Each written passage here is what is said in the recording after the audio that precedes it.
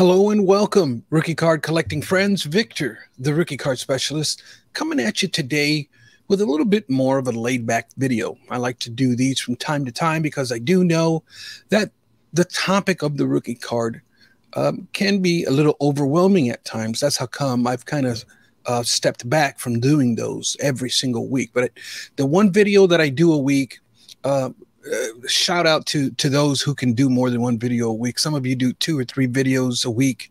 Man, hats out to you. Some of you do a couple of videos a day, and my goodness, good for you. I don't know how you do it, but much respect, because I know the work that's involved, and I also know, you have to come up with a topic, an engaging topic. You have to come up with something on that brings value to the listener, and that can be challenging at times. I know this past week I've just been real busy catching up with stuff, real busy with especially today with just a bunch of house chores that I had to kind of catch up on. It's not a sports card vacation home. It's still a home. I'm still a father. I'm still a husband. I still have a job, a full-time job. And so those things, that takes precedence over this type of stuff, right? Or at least it should. At least I tried. I try to make that stuff priority, and always keeping that at the forefront. So might be a little sweaty today. I just got done, and I ate a little bit of lunch. I told my wife, "Hon, I'm going to go shoot a video real quick, and I want to do a PSA return that I got recently in the past couple of weeks. I want to share with you, and just share with you a few of my thoughts, and we'll call it a day on this one.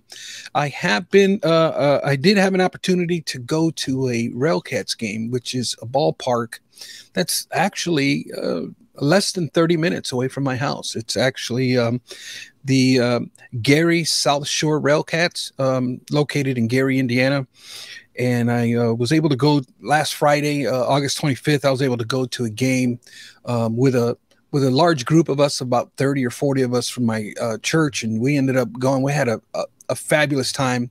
It's a great game, just a really laid back, fun environment. Man, I can't tell you. I love going to pro games. Don't get me wrong, man. But sometimes some of these minor league games or these pro games, they hit different, and it's just you have a really good time, just a really good vibe, and just all around just like fun at the old ballpark, and ate some great food around some great company. Man, how can you go wrong with that?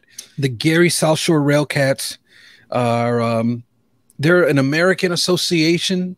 They're not affiliated with any professional team, but they are affiliated with the American Association of Professional Baseball. They're basically a partner league with the MLB, and so basically what that means is if the MLB likes a player, they can pluck that player from that league and bring them up and promote them. But it's not any, like, it's not AAA or AA, not even single A. Again, they're not affiliated, but they do belong to the American Association of Professional Baseball. And so legit team. You look at it, I was rather impressed. Their center field was 400 feet. Right field line was at 350, and left field was at 320.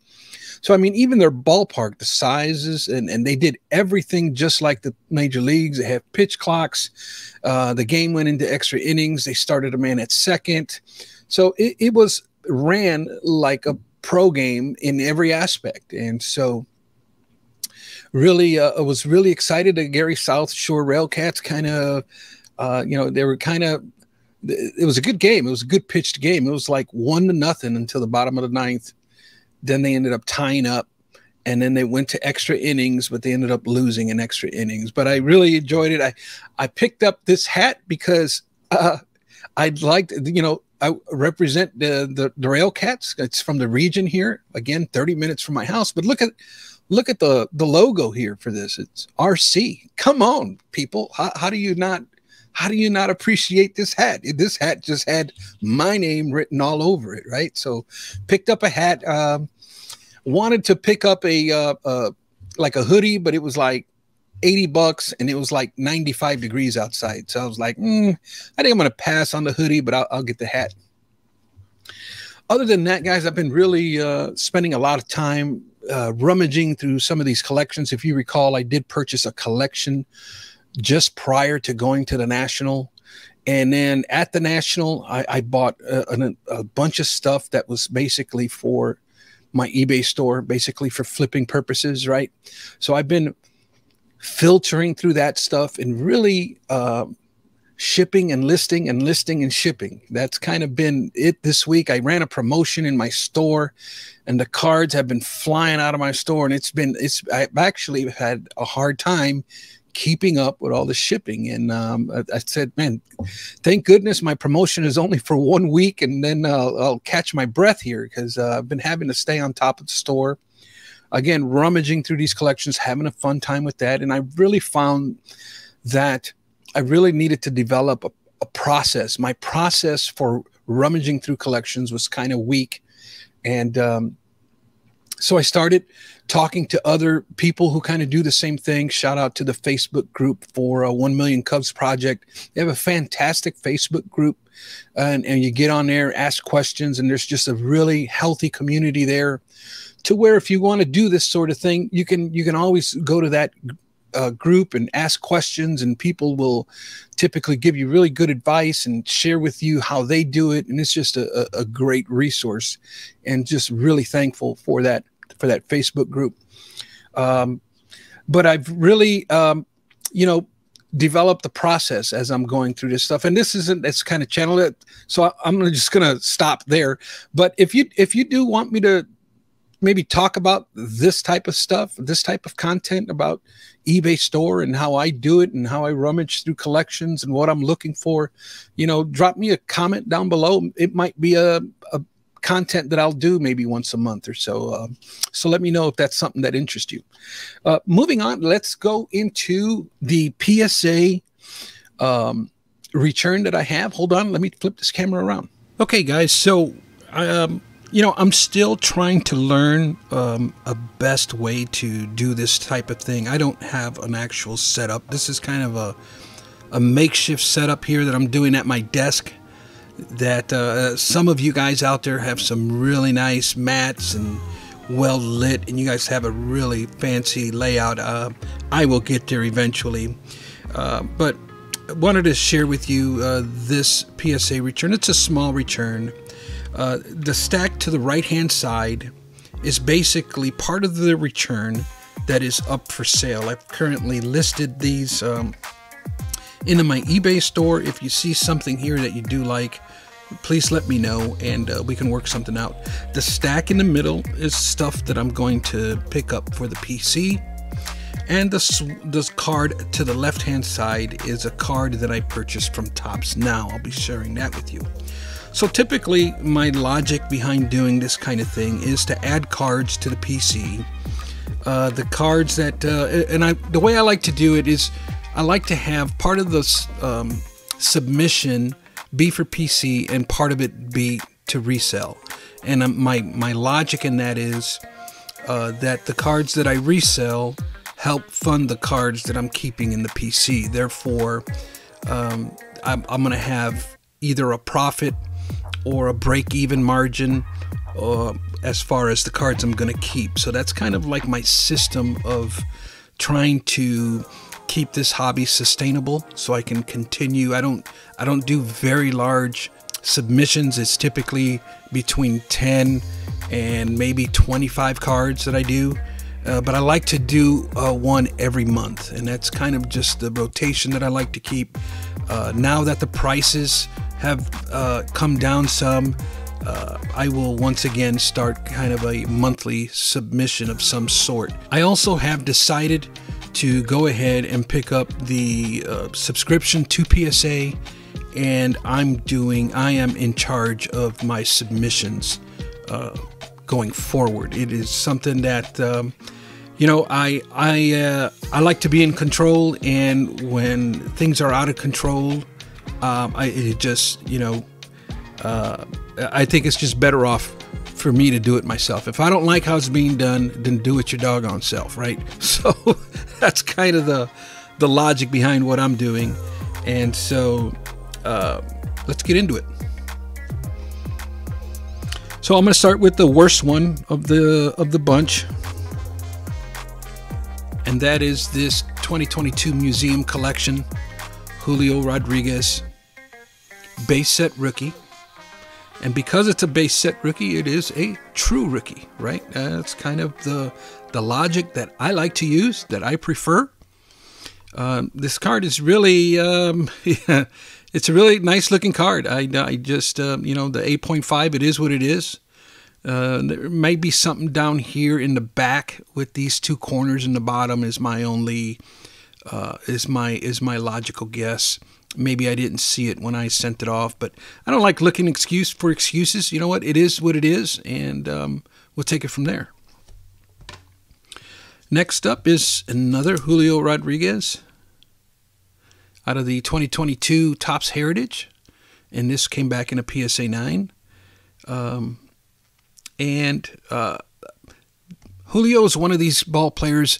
I typically like to choose one ball player at the end of the season that I liked, that impressed me. And Julio Rodriguez was that guy for me last year. And at that point then is when I will start picking up some cards and then I filter through them for submission. But this one got a PSA 9. I kind of expected this one to be a PSA 9, to be honest with you.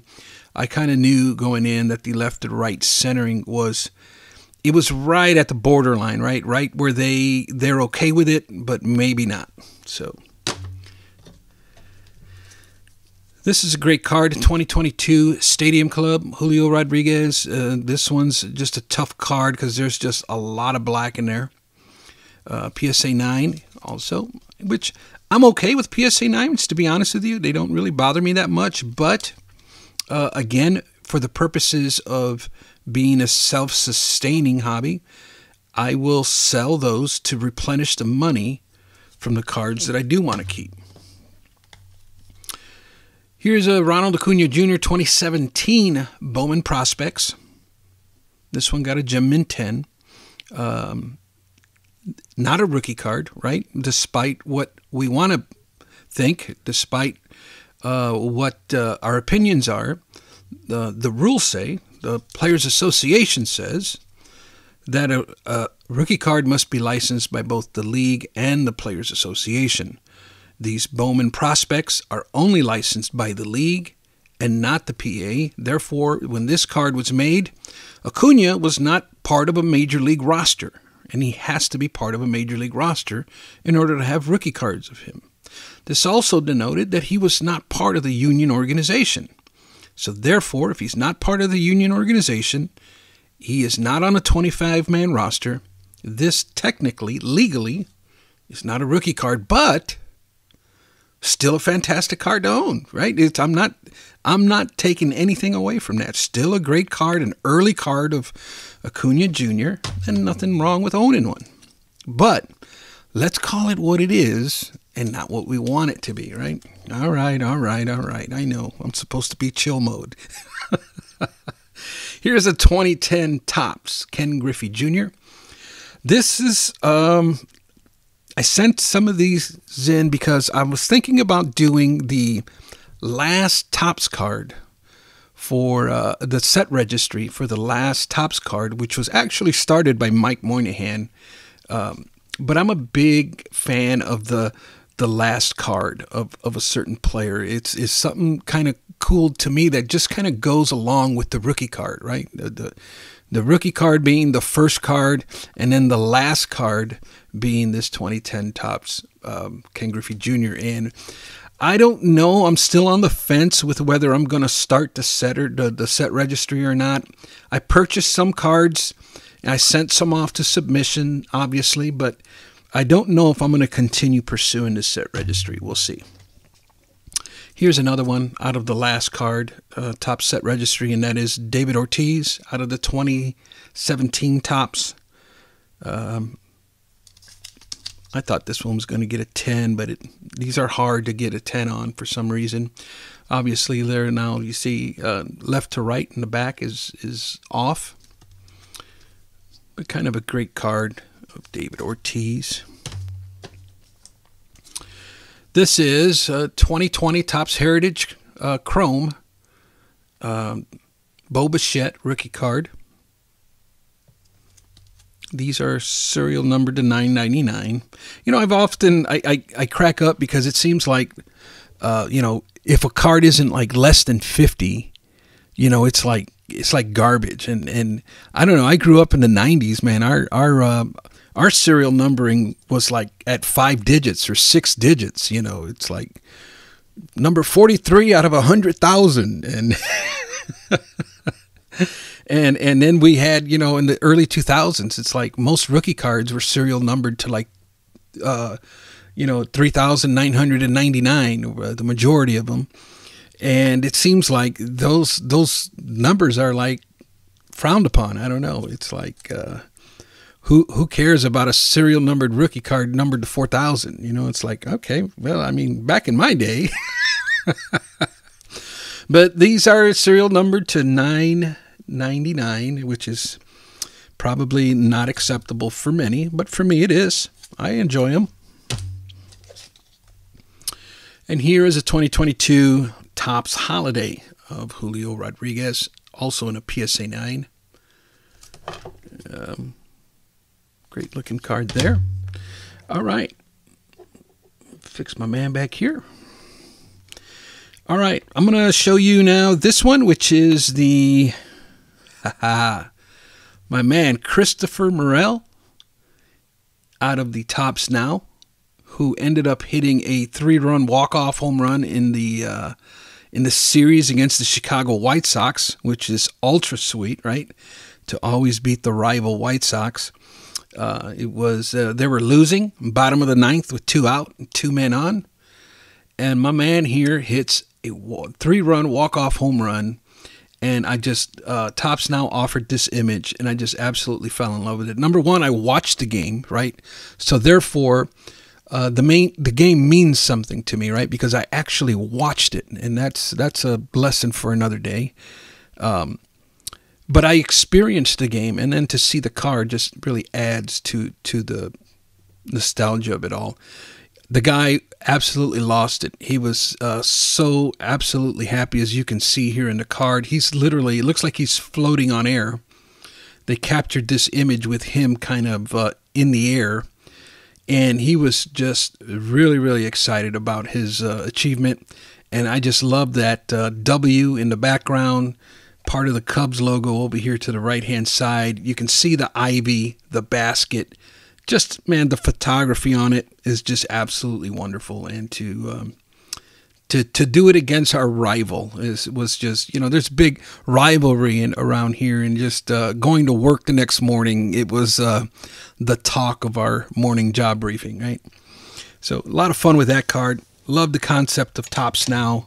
And we can talk about that in another episode. Now, these are the cards that are for PC or hold for some of them, right? Again, we're looking to be a self-sustaining hobby. So if, you know, push comes to shove and I want to move some cards because I want to go to the National with X amount of money, then some of these might go. But for now, I'm going to hold these because these are near and dear to my heart. Oh, I also had a Ronald Acuna Jr., another prospect card of him, 2017 Bowman. I'll put a picture of it up here somewhere. But I also had that one in the Gem Mint 10, and when I posted it on my eBay store, it literally sold like within an hour. It was gone. So excited about that, picking up that one as well.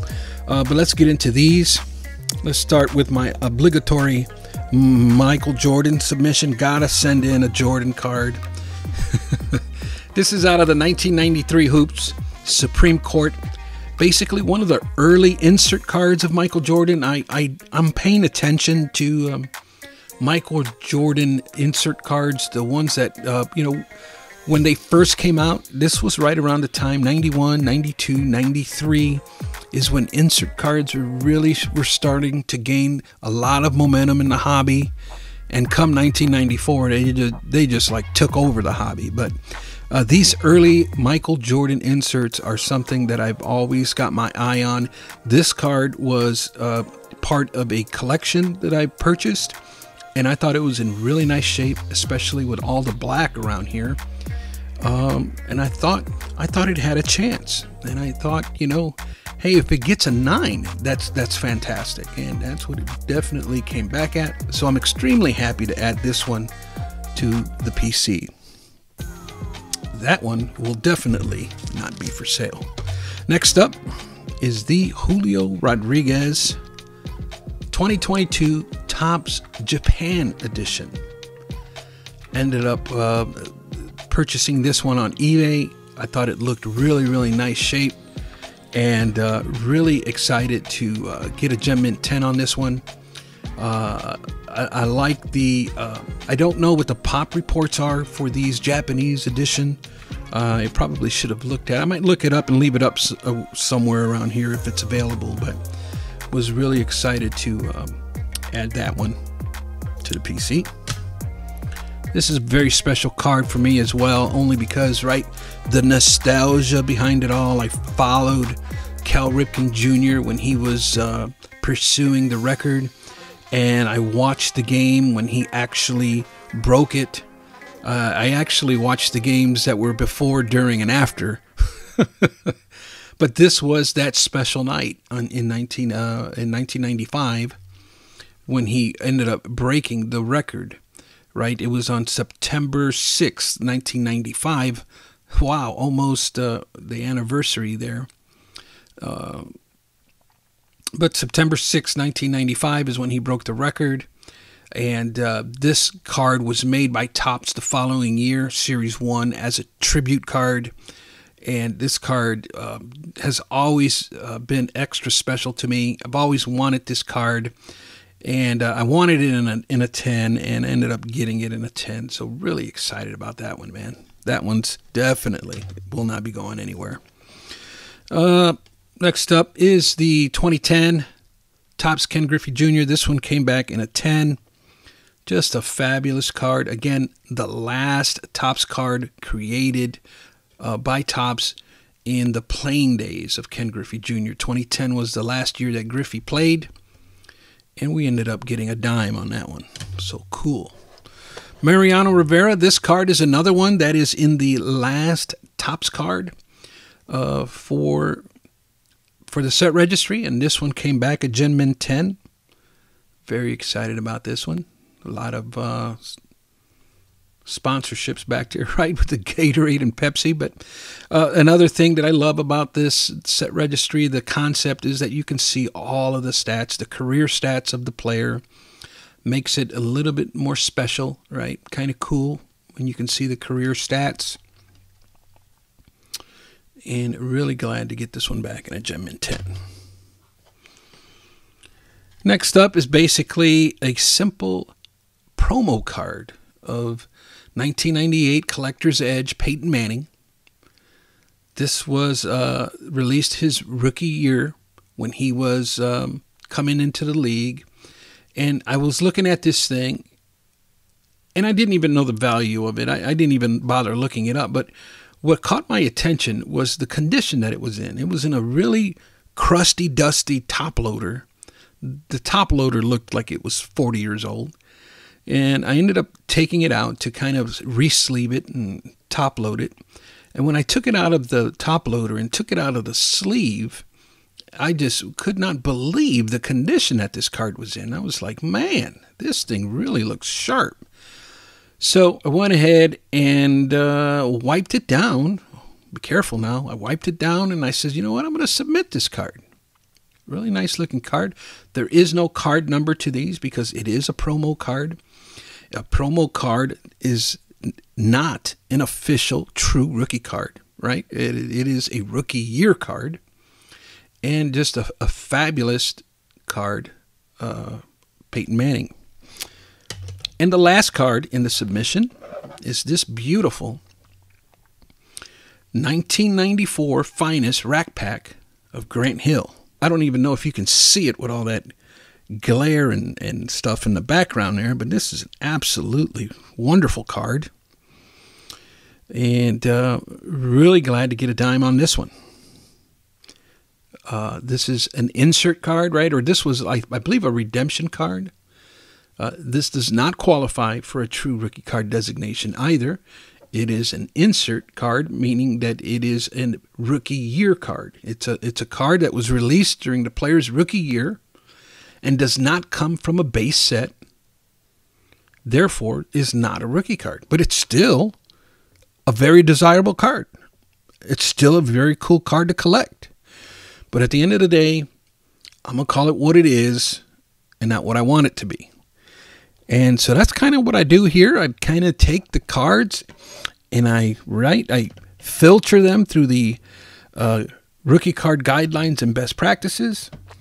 And then we figure out how to properly categorize them, to properly identify them. And with that said, folks, I appreciate you tuning in. Until next time, buenos nachos, muchachos.